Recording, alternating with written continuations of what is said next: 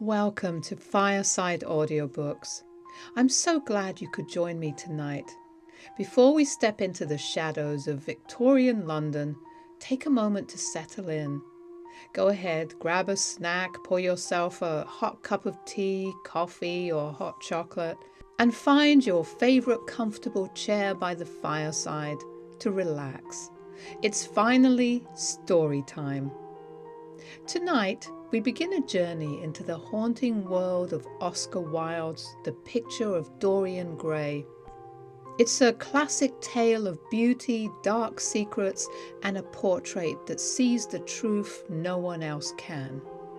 I'd love to hear your comments and your thoughts, and also your feedback, and let me know if I mispronounce any Old English words or names. And feel free to share anything in the book that you would like to, such as, any part of the story that you prefer and so on. And if you enjoy these otherworldly classics, so please subscribe and join our circle by the fire as we warm up. And now, let us begin. The Picture of Dorian Gray by Oscar Wilde.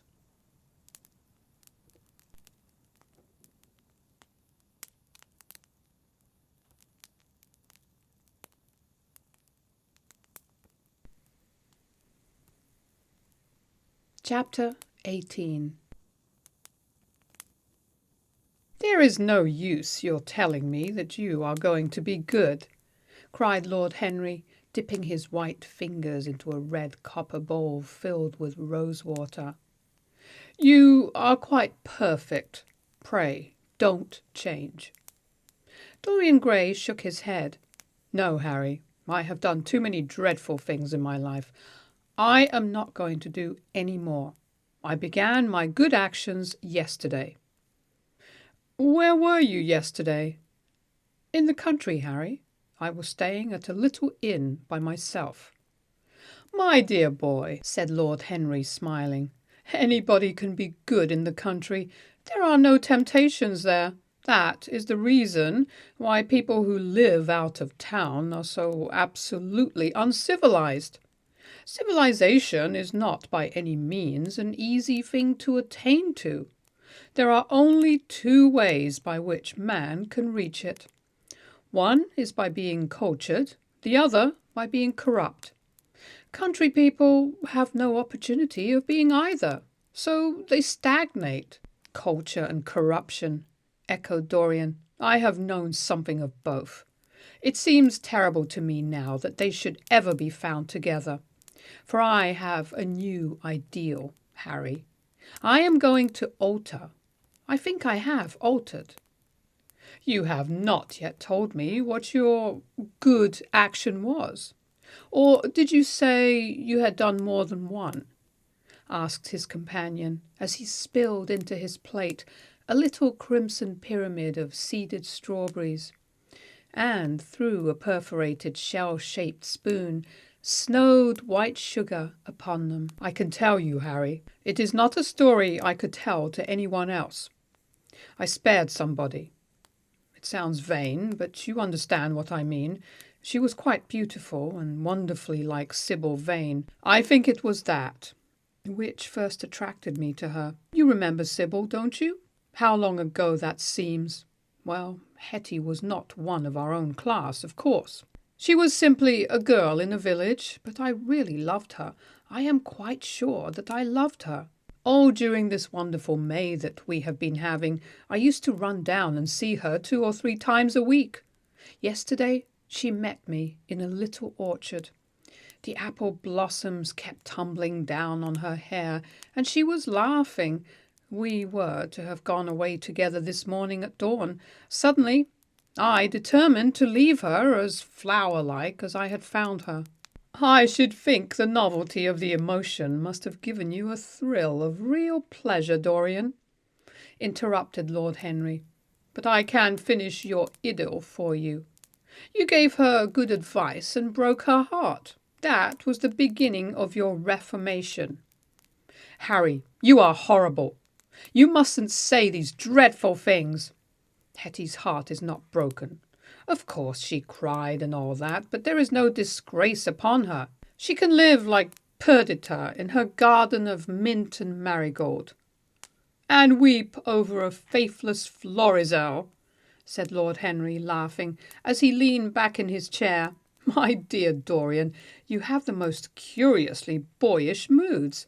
Do you think this girl will ever be really content now with any one of her own rank? I suppose she will be married some day to a rough carter or a grinning ploughman. Well, the fact of having met you and loved you will teach her to despise her husband, and she will be wretched. From a moral point of view, I cannot say that I think much of your great renunciation. Even as a beginning, it is poor. Besides, how do you know that Hetty isn't floating at the present moment in some starlit mill pond with lovely water lilies round her like Ophelia? I can't bear this, Harry. You mock at everything, and then suggest the most serious tragedies. I am sorry I told you now. I don't care what you say to me. I know I was right in acting as I did. Poor Hetty! As I rode past the farm this morning, I saw her white face at the window like a spray of jasmine. Don't let us talk about it any more, and don't try to persuade me that the first good action I have done for years, the first little bit of self-sacrifice I have ever known, is really a sort of sin. I want to be better. I am going to be better. Tell me something about yourself. What is going on in town? I have not been to the club for days. The people are still discussing poor Basil's disappearance. I should have thought they had got tired of that by this time, said Dorian, pouring himself out some wine and frowning slightly. My dear boy, they have only been talking about it for 6 weeks, and the British public are really not equal to the mental strain of having more than one topic every 3 months. They have been very fortunate lately, however. They have had my own divorce case and Alan Campbell's suicide. Now they have got the mysterious disappearance of an artist. Scotland Yard still insists that the man in the grey ulster, who left for Paris by the midnight train on the 9th of November, was poor Basil. And the French police declare that Basil never arrived in Paris at all. I suppose in about a fortnight we shall be told that he has been seen in San Francisco. It is an odd thing, but every one who disappears is said to have been seen at San Francisco. It must be a deceitful city and possess all the attractions of the next world. What do you think has happened to Basil?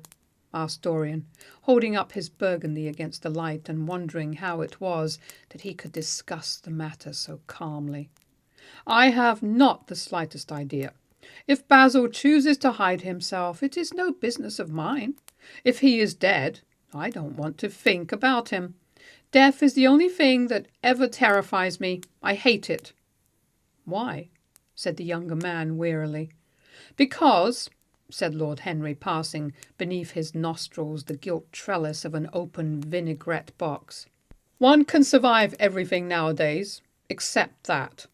Death and vulgarity are the only two facts in the 19th century that one cannot explain away. Let us have our coffee in the music room, Dorian. You must play Chopin to me. The man with whom my wife ran away with played Chopin exquisitely. Poor Victoria! I was very fond of her. The house is rather lonely without her. Of course, married life is merely a habit, a bad habit. But then one regrets the loss even of one's worst habits. Perhaps one regrets them the most. They are such an essential part of one's personality. Dorian said nothing, but rose from the table and, passing into the next room, sat down to the piano and let his fingers stray across the white and black ivory of the keys. After the coffee had been brought in, he stopped and, looking over at Lord Henry, said, "Harry, did it ever occur to you that Basil was murdered?" Lord Henry yawned. Basil was very popular and always wore a Waterbury watch. Why should he have been murdered? He was not clever enough to have enemies. Of course, he had a wonderful genius of painting, But a man can paint like Velasquez, and yet be as dull as possible. Basil was really rather dull. He only interested me once, and that was when he told me years ago that he had a wild adoration for you, and that you were the dominant motive of his art. "I am very fond of Basil," said Dorian with a note of sadness in his voice. "But don't people say that he was murdered?" "Oh, some of the papers do. It does not seem to me to be at all probable. I know there are dreadful places in Paris, but Basil was not the sort of man to have gone to them. He had no curiosity. It was his chief defect." "What would you say, Harry, if I told you that I had murdered Basil?" said the younger man. He watched him intently after he had spoken. "I would say, my dear fellow, that you were posing for a character that doesn't suit you. All crime is vulgar, just as all vulgarity is crime. It is not in you, Dorian, to commit a murder. I am sorry if I hurt your vanity by saying so, but I assure you it is true. Crime belongs exclusively to the lower orders. I don't blame them in the smallest degree. I should fancy that crime was to them what art is to us, simply a method of procuring extraordinary sensations." "A method of procuring sensations? Do you think then that a man who has once committed a murder could possibly do the same crime again? Don't tell me that." "Oh, anything becomes a pleasure if one does it too often," cried Lord Henry, laughing. "That is one of the most important secrets of life. I should fancy, however, that murder is always a mistake. One should never do anything that one cannot talk about after dinner. But let us pass from poor Basil. I wish I could believe that he had come to such a really romantic end as you suggest, but I can't. I dare say he fell into the Seine off an omnibus, and that the conductor hushed up the scandal. Yes, I should fancy that was his end. I see him lying now on his back under those dull green waters, with the heavy barges floating over him and long weeds catching in his hair. Do you know, I don't think he would have done much more good work. During the last 10 years his painting had gone off very much." Dorian heaved a sigh, and Lord Henry strolled across the room and began to stroke the head of a curious Java parrot, a large grey-plumaged bird with pink crest and tail, that was balancing itself upon a bamboo perch. As his pointed fingers touched it, it dropped the white scurf of crinkled lids over black, glass-like eyes and began to sway backwards and forwards. "Yes," he continued, turning round and taking his handkerchief out of his pocket, "his painting had quite gone off. It seemed to me to have lost something. It had lost an ideal. When you and he ceased to be great friends, he ceased to be a great artist. What was it separated you? I suppose he bored you. If so, he never forgave you. It's a habit. Bores have. By the way, what has become of that wonderful portrait he did of you? I don't think I have ever seen it since he finished it. Oh, I remember your telling me years ago that you had sent it down to Selby, and that it had got mislaid or stolen on the way. You never got it back? What a pity! It was really a masterpiece. I remember I wanted to buy it. I wish I had now. It belonged to Basil's best period. Since then, his work was that curious mixture of bad painting and good intentions that always entitles a man to be called a representative British artist. Did you advertise for it? You should." "I forget," said Dorian. "I suppose I did, but I never really liked it. I'm sorry I sat for it. The memory of the thing is hateful to me. Why do you talk of it? It used to remind me of those curious lines in some play. Hamlet, I think. How do they run? Like the painting of a sorrow, a face without a heart. Yes, that is what it was like." Lord Henry laughed. "If a man treats life artistically, his brain is his heart. he answered, sinking into an armchair. Dorian Gray shook his head and struck some soft chords on the piano. Like the painting of a sorrow, he repeated, a face without a heart. The elder man lay back and looked at him with half-closed eyes. By the way, Dorian, he said after a pause, what does it profit a man if he gain the whole world and lose, how does the quotation run? His own soul? The music jarred, and Dorian Gray started and stared at his friend.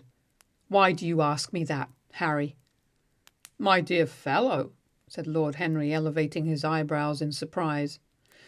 I asked you because I thought you might be able to give me an answer, that is all.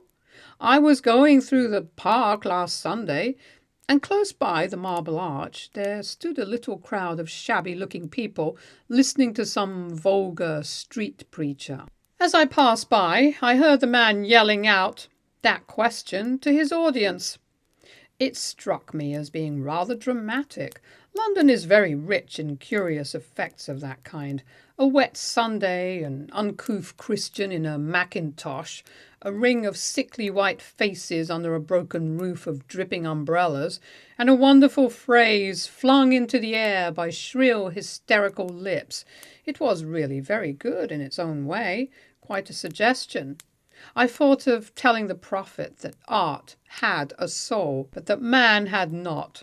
I am afraid, however, he would not have understood me. Don't, Harry. The soul is a terrible reality. It can be bought and sold and bartered away. It can be poisoned or made perfect. There is a soul in each one of us. I know it. Do you feel quite sure of that, Dorian? Quite sure. Ah, then it must be an illusion. The things one feels absolutely certain about are never true. That is the fatality of faith and the lesson of romance. How grave you are. Don't be so serious. What have you or I to do with the superstitions of our age?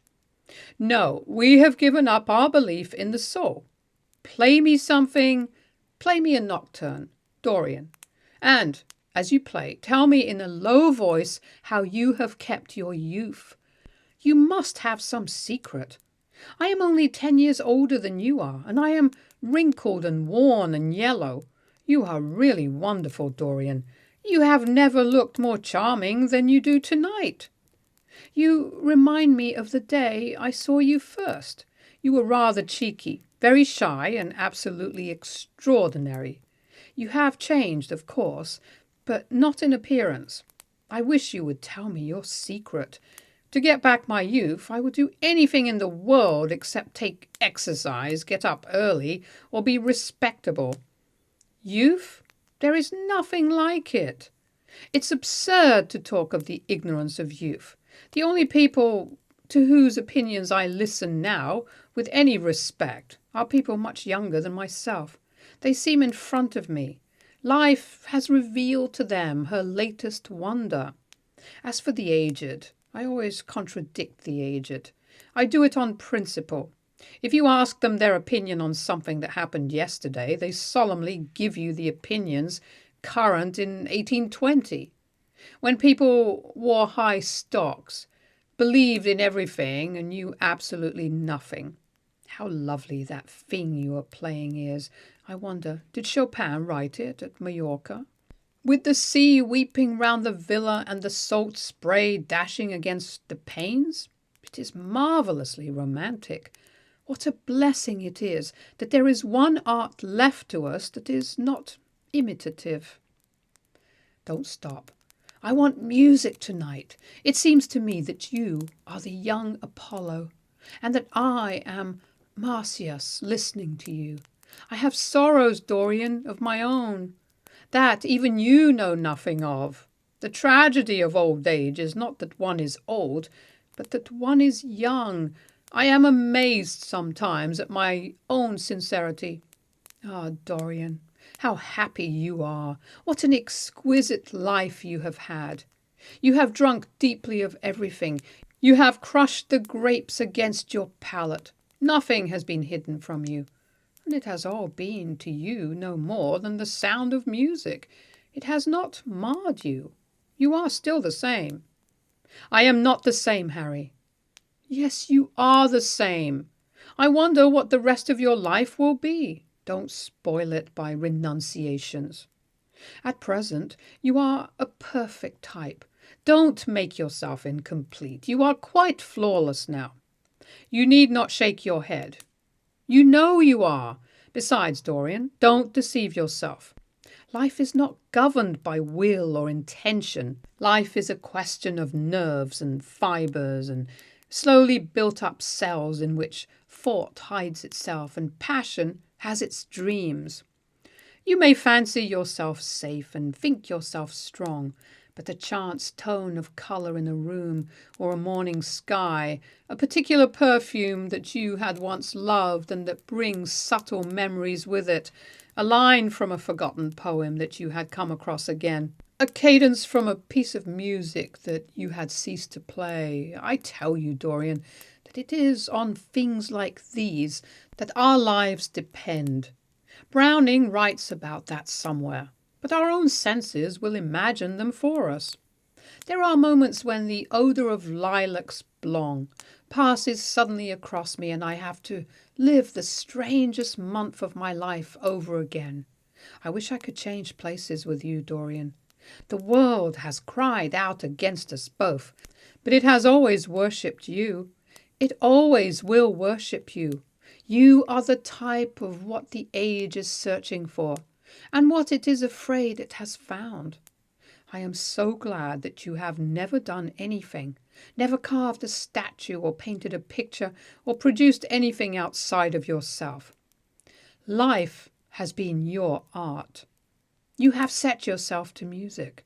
Your days are your sonnets. Dorian rose up from the piano and passed his hand through his hair. Yes, life has been exquisite, he murmured, but I am not going to have the same life, Harry, and you must not say these extravagant things to me. You don't know everything about me. I think that if you did, even you would turn from me. You laugh. Don't laugh. Why have you stopped playing, Dorian? Go back and give me the nocturne over again. Look at that great honey-coloured moon that hangs in the dusky air. She is waiting for you to charm her. And if you play, she will come closer to the earth. You won't.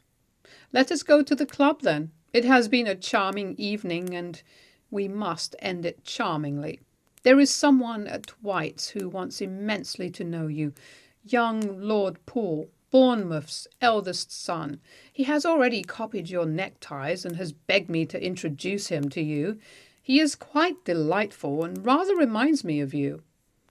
I hope not, said Dorian with a sad look in his eyes. But I am tired tonight, Harry. I shan't go to the club. It is nearly 11 and I want to go to bed early. Do stay. You have never played so well as tonight. There was something in your touch that was wonderful. It had more expression than I had ever heard from it before. It is because I am going to be good, he answered, smiling. I am a little changed already. You cannot change to me, Dorian, said Lord Henry. You and I will always be friends. Yet you poisoned me with a book once. I should not forgive that. Harry, promise me that you will never lend the book to anyone. It does harm. My dear boy, you are really beginning to moralize. You will soon be going about like the converted and the revivalist, warning people against all the sins of which you have grown tired. You are much too delightful to do that. Besides, it is no use. You and I are what we are, and will be what we will be. As for being poisoned by a book, there is no such thing as that. Art has no influence upon action. It annihilates the desire to act. It is superbly sterile. The books that the world calls immoral are books that show the world its own shame, that is all. But we won't discuss literature. Come round tomorrow. I'm going to ride at 11. We might go together, and I will take you to lunch afterwards with Lady Branksome. She is a charming woman, and wants to consult you about some tapestry she is thinking of buying. Mind you come. Or shall we lunch with our little Duchess? She says she never sees you now. Perhaps you are tired of Gladys? I thought you would be. Her clever tongue gets on one's nerves. Well, in any case, be here at 11. Must I really come, Harry? Certainly. The park is quite lovely now. I don't think there have been such lilacs since the year I met you. Very well. I shall be here at 11, said Dorian. Good night, Harry. As he reached the door, he hesitated for a moment, as if he had something more to say. Then he sighed and went out. Chapter 19. It was a lovely night, so warm that he threw his coat over his arm and did not even put his silk scarf round his throat. As he strolled home, smoking his cigarette, 2 young men in evening dress passed him. He heard one of them whisper to the other, "That is Dorian Gray." He remembered how pleased he used to be when he was pointed out or stared at or talked about. He was tired of hearing his own name now. Half the charm of the little village where he had been so often lately was that no one knew who he was.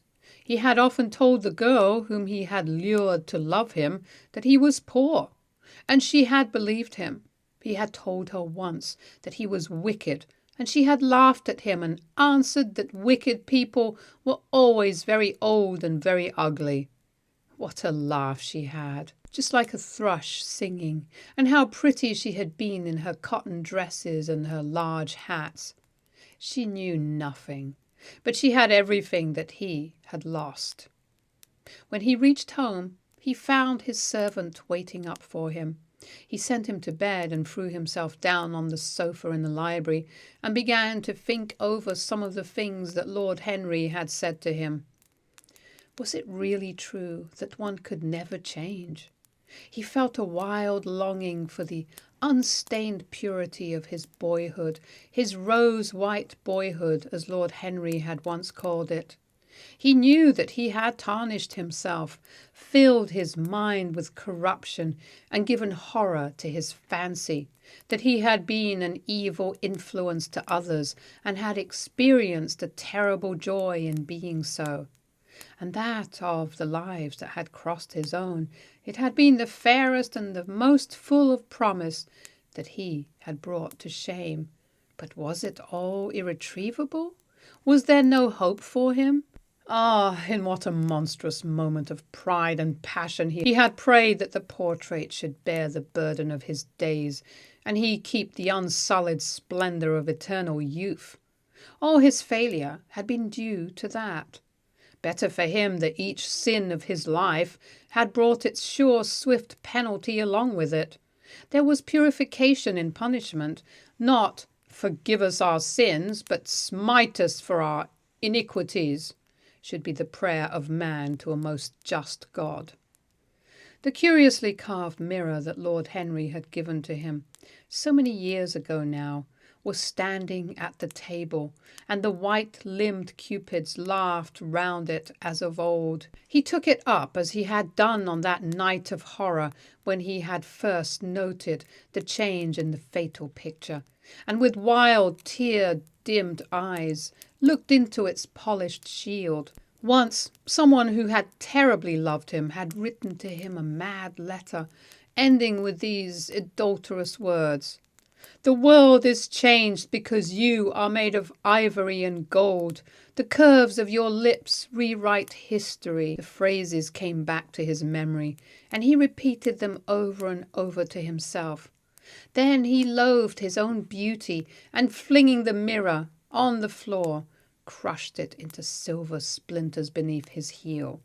It was his beauty that had ruined him, his beauty and the youth that he had prayed for. But for those 2 things his life might have been free from stain. His beauty had been to him but a mask, his youth but a mockery. What was youth at best? A green and unripe time, a time of shallow moods and sickly thoughts. Why had he worn its livery? Youth had spoiled him. It was better not to think of the past. Nothing could alter that. It was of himself and of his own future that he had to think. James Vane was hidden in a nameless grave in Selby churchyard. Alan Campbell had shot himself one night in his laboratory, but had not revealed the secret that he had been forced to know. The excitement, such as it was over Basil Hallward's disappearance, would soon pass away. It was already waning. He was perfectly safe there. Nor indeed was it the death of Basil Hallward that weighed most upon his mind. It was the living death of his own soul that troubled him. Basil had painted the portrait that had marred his life. He could not forgive him that. It was the portrait that had done everything. Basil had said things to him that were unbearable, and that he had yet borne with patience. The murder had been simply the madness of a moment. As for Alan Campbell, his suicide had been his own act. He had chosen to do it. It was nothing to him. A new life. That was what he wanted. That was what he was waiting for.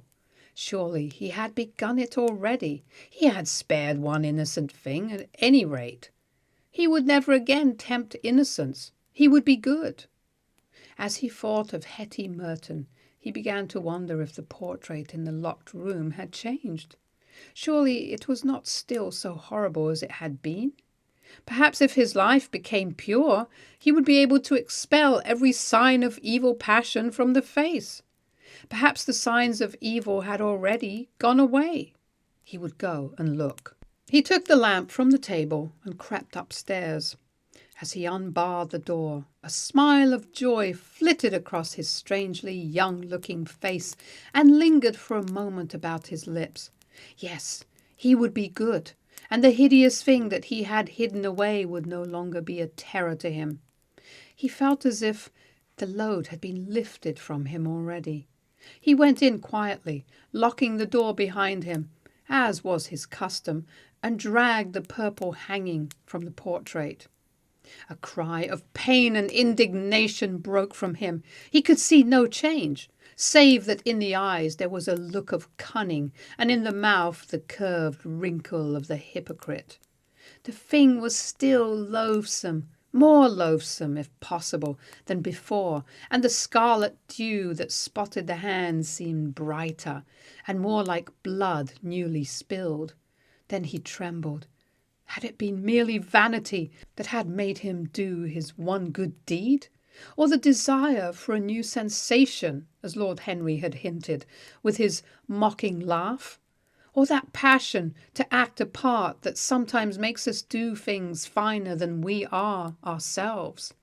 Or perhaps all these? And why was the red stain larger than it had been? It seemed to have crept like a horrible disease over the wrinkled fingers. There was blood on the painted feet, as though the thing had dripped, blood even on the hand that had not held the knife. Confess? Did it mean that he was to confess?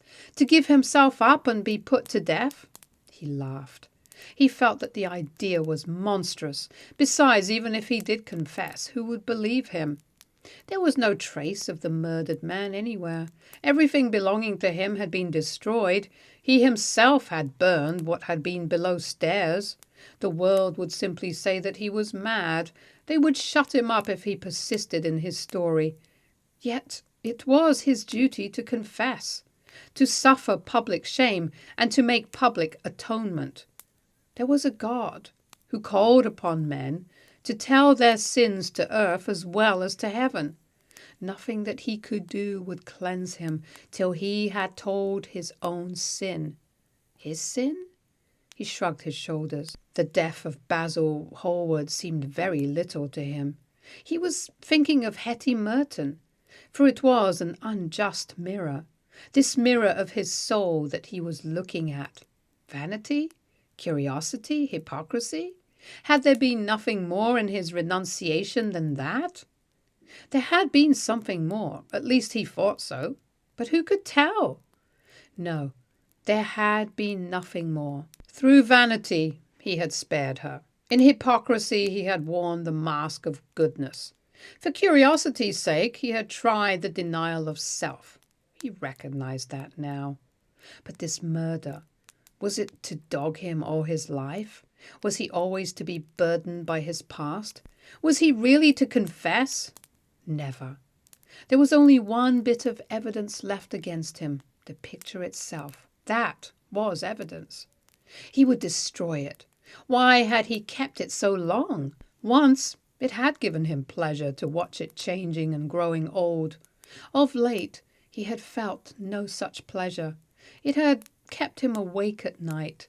When he had been away, he had been filled with terror lest other eyes should look upon it.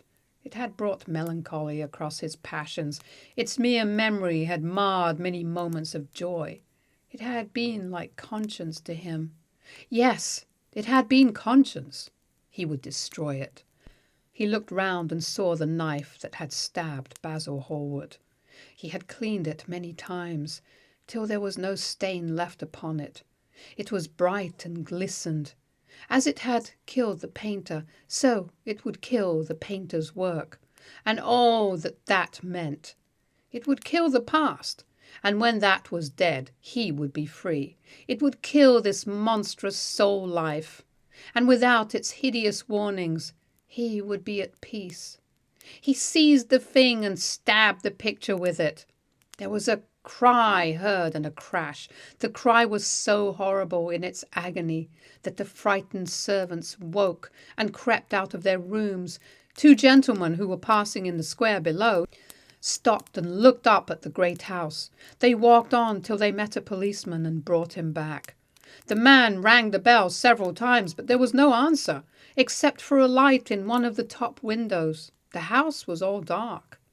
After a time, he went away and stood in an adjoining portico and watched. "Whose house is that, constable?"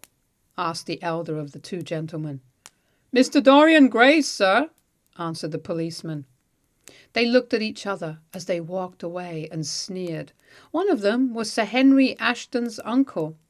Inside, in the servants' part of the house, the half-clad domestics were talking in low whispers to each other. Old Mrs. Leaf was crying and wringing her hands. Francis was as pale as death. After about a quarter of an hour, he got the coachman and one of the footmen and crept upstairs. They knocked, but there was no reply. They called out. Everything was still. Finally, after vainly trying to force the door, they got on the roof and dropped down onto the balcony. The windows yielded easily. Their bolts were old. When they entered, they found hanging upon the wall a splendid portrait of their master, as they had last seen him, in all the wonder of his exquisite youth and beauty. Lying on the floor was a dead man in evening dress, with a knife in his heart. He was withered, wrinkled, and loathsome of visage. It was not till they had examined the rings that they recognized who it was. The end.